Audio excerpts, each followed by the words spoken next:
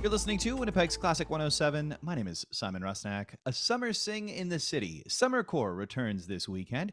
Led by Neil Weisensell, the initiative brings together a pickup group of singers to perform a masterwork in the stunning, acoustically thrilling space of Knox United Church. To hear more about it, I'm joined by Neil now. Welcome back to Classic 107. Hey, Simon, great to see you. Thanks for having me on. Well, great to see you. It's been a while. And before we get to what you'll be performing with Summer Core, can we first talk about the fact that Summer Core is once again performing the return of the choir? It's been 2 long years, hasn't it, Neil? Oh my God, just like so much suffering. And obviously bad things happening, people dying, but just for singers, it was the worst having to A, not be able to sing at all, and then B, doing online choir, which from everybody I've heard was just barely better than doing nothing at all. It was an experience. Yeah, so this is a good development. We made a pact as a choir. We said, okay, we're going to. I pulled people and I just to kind of take the temperature, and so because there's so much controversy and everything, so it's like so I took a poll, and what we went with was vaccine mandate for the choir, masks for all rehearsals except the dress rehearsal and the performance. So we'll walk on the stage masked, and we'll take the masks off to sing. And I have seen that in other venues, and that seems to be a good way to go because you lose so much when you're singing with a mask, not just acoustically, but facially. So yeah, it was a little bit of doing, but we're back and just so happy about that. So this is an initiative as part of Village Music, which you co-founded alongside your wife Rachel. Who all makes up the singers in Summer Core? I was curious about that. There's a lot from many different choirs around town. There's some singers from our sister choir, World Village Gospel Choir. There's some from I think a Joie de Vivre choir. With Dr. Um, Tanner. yeah, there's some. It's I have a mailing list that I've amassed over the last 4 years. So there's about 160 people on that list. They come from all different walks of life. And so yeah, there's older people, there's younger people. Students get to sing for free, so that's kind of my a way to get younger people in there. So yeah, it's a very interesting mix of people from all across Winnipeg, because of course every other choir shuts down in the middle of June. And it was an idea that I borrowed from a good friend of Rachel's and mine, Daryl Nixon and Allison Nixon in Vancouver. Mm-hmm. They would do this, and I thought that's a great idea. So it's been lots of fun, and also people haven't sung for 2 years. I haven't conducted for 2 years. How do you conduct? How do you listen?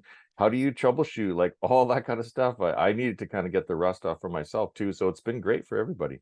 How many singers are involved in this return of Summer Core? I think there's about 60. Yeah, that is a great Yeah. contingent of singers. Very much Yes. like pre-pandemic too, right? I mean, it was Yeah. about 60 or so singers. You've done this Yeah. before.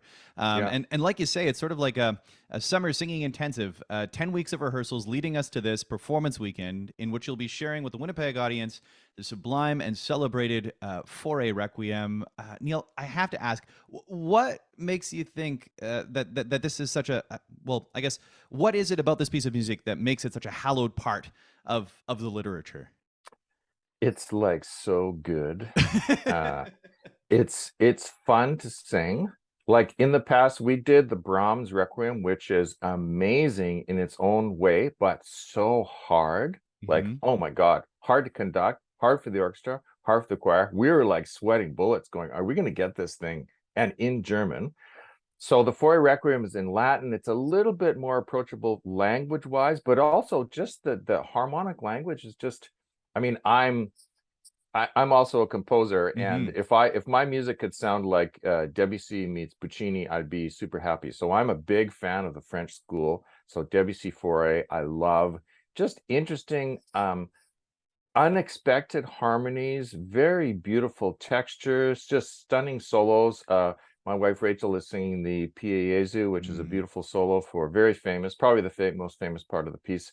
And we also have baritone Matt Pauls doing the other solos that kind of bookend that solo. And also the interesting thing about it is this year we're doing it with pipe organ. So we Yeah. have Dorcas Windsor playing the pipe organ, and I just couldn't see feasibly how I could get an orchestra together in these times. but this piece was written specifically with pipe organ accompaniment, so it really works well. Um, and so that was kind of part what came into it. And also, I just wanted something, people haven't sung for 2 years. We want something that's fun, that's going to challenge us to a certain extent, but not like we're just racking our brains trying to figure it out. So it's a combination. I think, those things that I talk about are why it's so popular, because Hmm. it's beautiful. It's not easy, but it's not crazy difficult, and it fits really well in the voice. All the ranges of there's no super high notes for the sopranos, there's super low notes for the altos, that kind of thing. So yeah, it's just all around a great piece. To me, the Foray Requiem especially has a sort of timelessness about it. It's tough to put your finger on it. It has a real radiance too that just emanates from the thing. And there's a lot to unpack in what you said. So let's talk about a few of those things a little bit more. You mentioned having tackled the Brahms Requiem. You'd also done the Mozart Requiem. Now the Foray Requiem. What keeps you coming back to this type of format of highlighting the Requiem in the summer? It's a great question.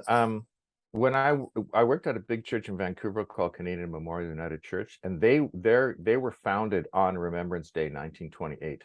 So Hmm. they always did a big concert with choirs and orchestras through from the 20s, 30s, 40s, 50s. So when I started there, I kind of reignited that element again, collaborating with a local orchestra that was the Vancouver Philharmonic Orchestra. So that the Mozart Requiem was the first thing I ever conducted with orchestra.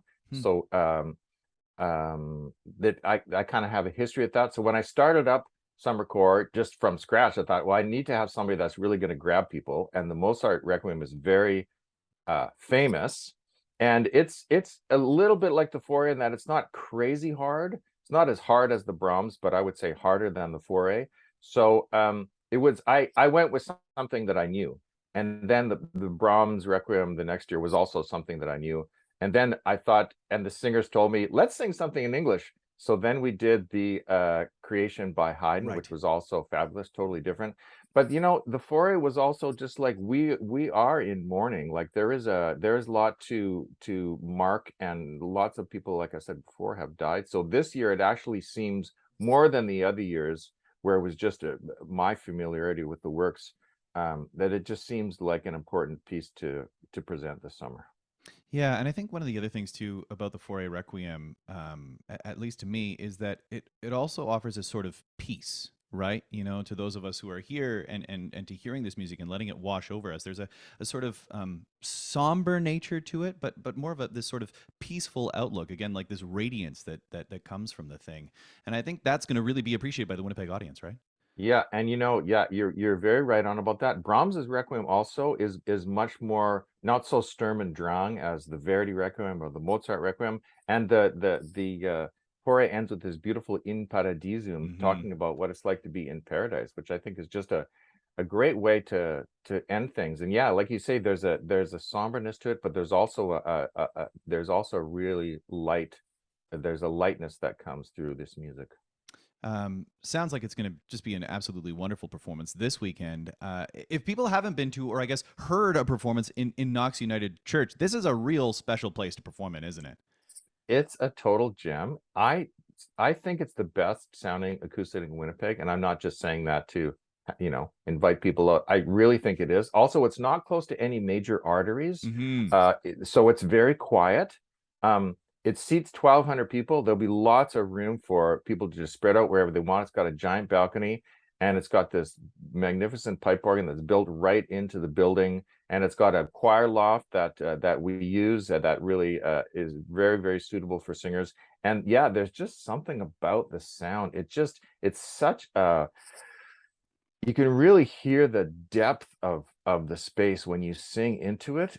There's just, yeah, it's hard to describe, but the acoustic is just sublime in there. So I'm trying to do my part for downtown revitalization, get people to the downtown. Lots of people who live in the suburbs like, oh, going downtown, and Central Park's got this bad reputation. Central Park was revamped a long time Hmm. ago, 10 years ago. There's a soccer field now, there's a playground, there's a water park. There's lots of kids and families from the local community that are there. It's really a cool place to hang out. The concert is on in the afternoon, So that's also a nice feature too, because it's just it's a wonderful spot, and I really have a soft spot in my heart for that church.